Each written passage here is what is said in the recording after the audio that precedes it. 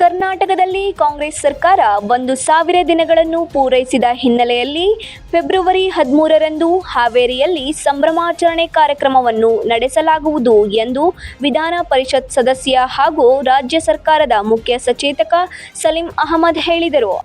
ಅದರಲ್ಲೂ ವಿಶೇಷವಾಗಿ 1 ಲಕ್ಷ ಪಟ್ಟವನ್ನು ಕೊಡುವಂತಹ ಒಂದು ಐತಿಹಾಸಿಕ ಕಾರ್ಯಕ್ರಮ ಅವತ್ತು ನಾವು ಹಮ್ಮಿಕೊಂಡಿದ್ದೀವಿ. ನಗರದಲ್ಲಿಂದು ಸುದ್ದಿಗಾರರ ಜೊತೆಗೆ ಮಾತನಾಡಿದ ಅವರು, ಫೆಬ್ರವರಿ 13ರಂದು ಸರ್ಕಾರವು 1,000 ದಿನಗಳನ್ನು ಪೂರ್ಣಗೊಳಿಸುತ್ತದೆ. ಈ ಸಂದರ್ಭವನ್ನು ಗುರುತಿಸಲು ಹಾವೇರಿಯಲ್ಲಿ ಬೃಹತ್ ಕಾರ್ಯಕ್ರಮವನ್ನು ಆಯೋಜಿಸಲಾಗುತ್ತಿದೆ. ಅಲ್ಲಿ ಸುಮಾರು 1 ಲಕ್ಷ ಪಟ್ಟಾಗಳನ್ನು ವಿತರಿಸಲಾಗುವುದು. ಕರ್ನಾಟಕದ ಜನರಿಗೆ ಸೇವೆ ಸಲ್ಲಿಸಲು ನಾವು ಬದ್ಧರಾಗಿರುವುದರಿಂದ ಸರ್ಕಾರ ತನ್ನ ಭರವಸೆಗಳನ್ನು ಈಡೇರಿಸಿದೆ ಎಂದರು. ಪಟ್ಟ ಕೊಡುವಂಥ ದೊಡ್ಡ ಒಂದು ಕಾರ್ಯಕ್ರಮ ಅವತ್ತು ನಾವು ಹಮ್ಮಿಕೊಳ್ತಾ ಇದ್ದೀವಿ. ಇದು ನಮ್ಮ ಸರ್ಕಾರದ ಕರ್ತವ್ಯ. ನುಡಿದಂತೆ ನಡೆದಿದ್ದೀವಿ. ಸರ್ವರಿಗೂ ಸಮಪಾಲು, ಸರ್ವರಿಗೂ ಸಮಬಾಳು ನಮ್ಮ ಸಂಕಲ್ಪ.